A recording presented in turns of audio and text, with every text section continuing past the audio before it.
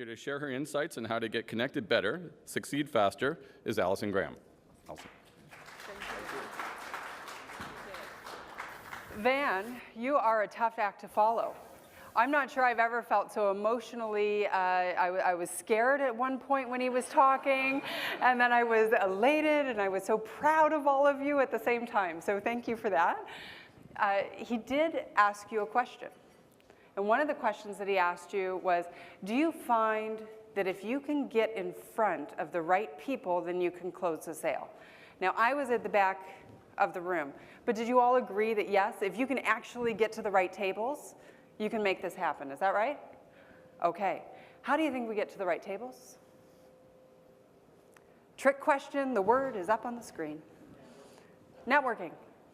Networking is the foundation for all success in your life. Now, it tends to be a very ambiguous term.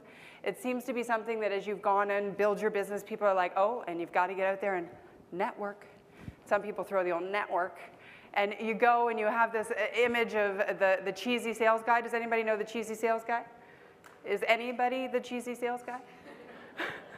And we'll talk about them in a bit too.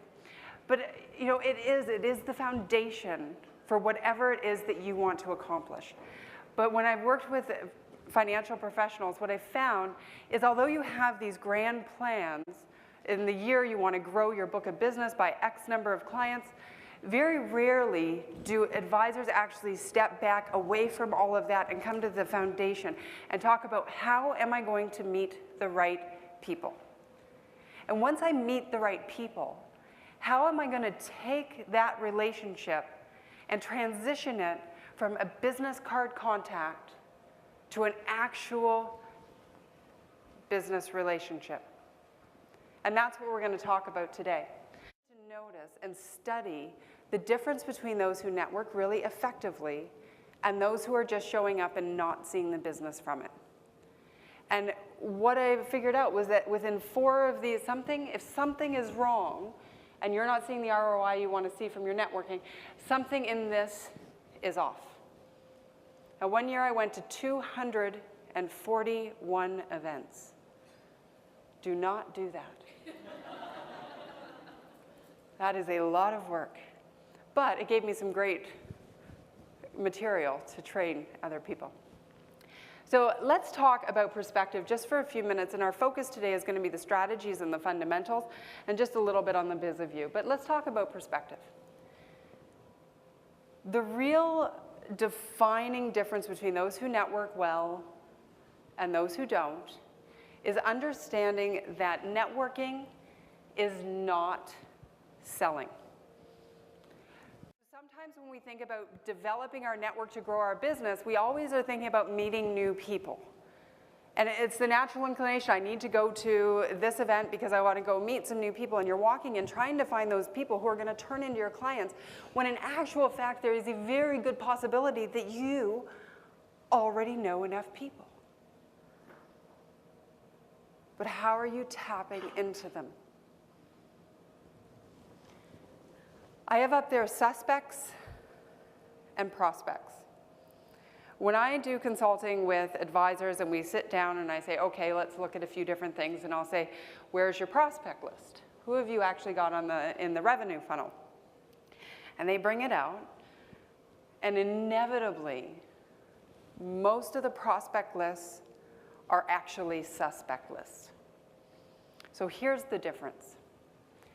A suspect is somebody who you think would make a great client and you think would be a prospect. A prospect is somebody who would agree with you.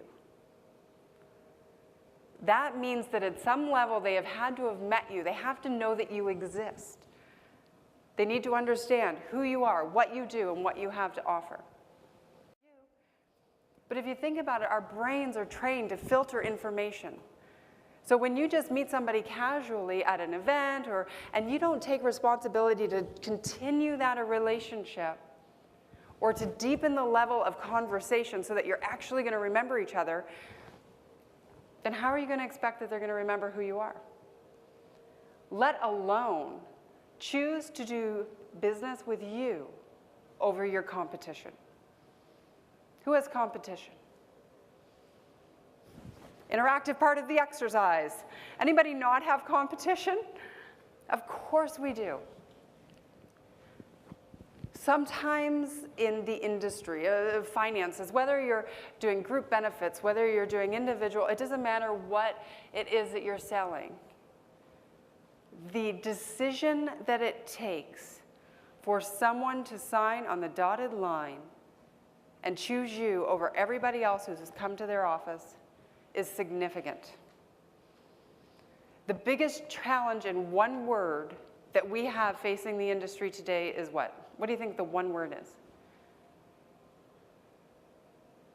Trust. People do not trust the industry. And therefore, people don't necessarily trust you when you're trying to come and sell them something. For them to choose you over your competition, they're going to need to like you, they're going to need to trust you, and they're going to need to believe that you are competent.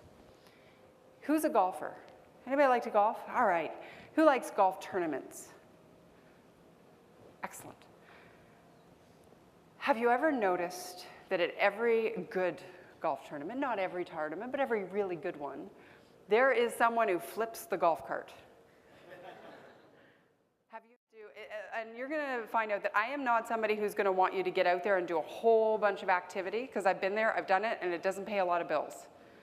Okay, but we are going to go through this process, each one of you, and then we're going to figure out how do we fill your calendar to meet your growth objectives. Make sense?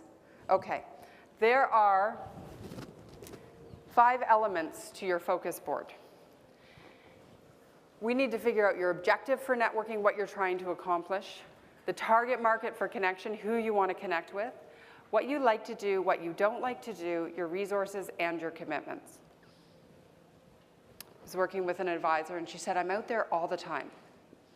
I'm giving so much in the community and, giver's gain and all that kind of good stuff. And I'm like, all right, well, that makes sense. And let's go further down. What is your target market? Who are you trying to meet?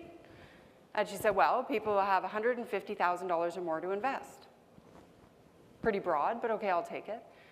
So how many of the women who you're spending 90% of your time with in your particularly large female, women's organization have $150,000 or more to invest? I don't think any of them. Do we see the disconnect? Another advisor, I was working with her, we were looking and saying, okay, let's look at your calendar. Is it going to match where your growth objectives are? And so I look, and she says, and I'm looking at it, I'm confused. I'm like, wow, there are a lot of golf tournaments in here. She's like, oh, yes, everybody's at golf tournaments. That's what we do. And I'm like, don't you, hate golfing? She's like, oh, can't stand it. Do you see the problem?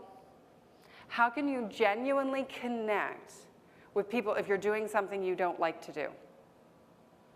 We need to align what it is you're doing, and I'll give you some ideas about that in a bit, but we need to align what you're doing with who you naturally are. And is it a perfect science? No. Do we all have to do something we don't like to do every now and again? Absolutely. But let's tilt your life as much as we can to doing things you genuinely enjoy. And your resources and boundaries. Now, this worksheet will take you a lot longer, so we won't do it now. But if you want to look at how many networking functions are you going to now, what return are you getting from those? What do you like to do? When is the best time of day for you to network? So here's the thing about networking and the budget. The later in the day that you network, generally the more expensive it will be. So breakfast is cheaper than lunch. Lunch is cheaper than dinner. Dinner, well, actually, so before that is after work drinks, which are usually cheaper than dinner, which is cheaper than taking somebody out to a theater or a hockey game. Does that make sense? And a coffee can be done any time in there, and it's the cheapest. So you want to look at the potential of who that target client is, and then fit them into your budgeting accordingly.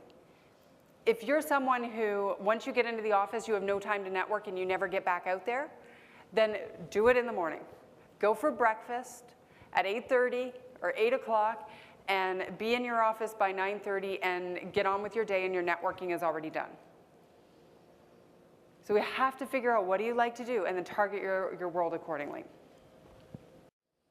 And then what you can do once you finish this, and I would take this home and do this in your office, is you align everything with your focus board.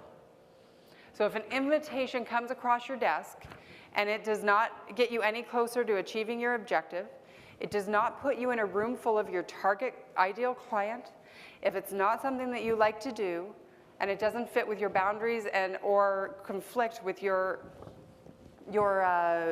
commitments that you already have for your family or whatever, then it's social networking, it is not business networking, and you cannot expect an ROI from what you're doing.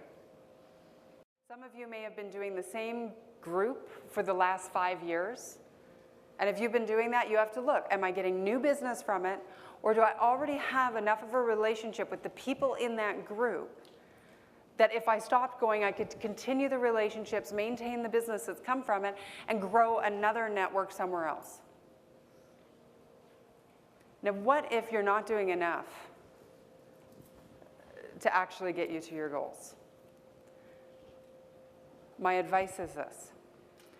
Go to the most successful person you know in your target market and ask them 2 questions. Where should I go? Whom should I meet? They will tell you where they are hanging out. Often, it's not where you think your target market is hanging out. You've got to figure out where your target market thinks it's hanging out. Like feeds like. And then find your way into there and create some sort of a leadership role in it. The VP of an investment firm in London moved into town and he's like, listen, I'll do anything, but I do not want to go to all of those phony events. Like, I just don't like it, because I always feel like I have to go in there and hook, line, and sinker my next client. And he said, it makes me feel like the cheesy sales guy. And it goes back to what we talked about before, where networking is over here. You need to move the relationship through the process until you get to the selling. And so I just said, well, listen, why don't you just change your perspective on events? If you're already going somewhere that is target market rich, so the strategy piece, we know that we have, we're in the right room, then all you need to do is walk in there with the expectation that you want to find the people who you connect with enough that you want to connect again. That's it. Now, in order to do that, we're going to need to talk to some people, we're going to need to reconnect with some people, and we're going to need to take our conversations beyond, hi, how are you? Good, good, busy, busy. Yeah, we should do lunch. Yeah, I know we're never going to do it, but let's say yes. Leadership role a year. Minimum in your target market. If you want to be the advisor of choice, then somehow you need to be seen as the go-getter, as the leader, as the person who is competent. And you can do that by doing a really good job in our leadership role. And then we have this early birds or anticipation of arrival. Anybody had a party at their house? Have you ever invited 100 people and said, come on over after 8 o'clock and, and then you hope? I used to not be able to have parties, even though I knew so many people, because I couldn't handle from 8 to 8:30. That half an hour of thinking and realizing that my party was an absolute dud was too stressful for me to do it. It's the anticipation of arrival. By 11 o'clock, of course, it's a great party. So you have to look at how do we network socially and then flip it and apply it to business. So same thing with an event. When the leadership is in the room early, because they're the ones who have been pulling it all together, of course. So why not go right at the beginning or 5 minutes before? Because then what you can do is you can introduce yourself to the leaders, and what's going to happen? People are going to fill in around you instead of you walking into a room full of other people who are already engaged in conversation and then having to figure out how to break in. Now, we are a room full of adults in this room, so I am not going to go into, strong wrists, firm grip, 2 pumps, let go. You can figure that out on your own. But where people go wrong is they don't make eye contact. Have you shaken somebody's hand who's doing this and looking over there? You're missing that opportunity to connect. When it comes to influencing your personal brand, your hand room, the next person you meet is going to become your best friend. Then you need to listen. Listen when somebody tells you their name. Have you been at an event, you're talking with somebody, and you're thinking to yourself, oh my goodness, I have absolutely no idea who this person is. Did he not? A piece that I want to leave with you around dining etiquette is an issue that I am on a personal mission to eradicate across North America. And it all started, my mission, on a day when I was at an event, and you know how sometimes they'll serve those nice greasy hors d'oeuvres, like the little egg rolly ones, and you eat them, and I was about to be introduced to a fellow who, you know, had just enjoyed a whole bunch, and he said, oh, hi, Allison. And he said, hold on. A full-on 5-finger lick before shaking my hand. Now, while I appreciate the sentiment to clean up his fingers, I was a little bit taken back. But then I started noticing that finger licking is happening everywhere. What's the biggest challenge we have again? What's the word? So, when you're at a networking function and somebody asks you the very simple, innocent question because they don't know what else to ask you, what do you do? And you go into some elaborate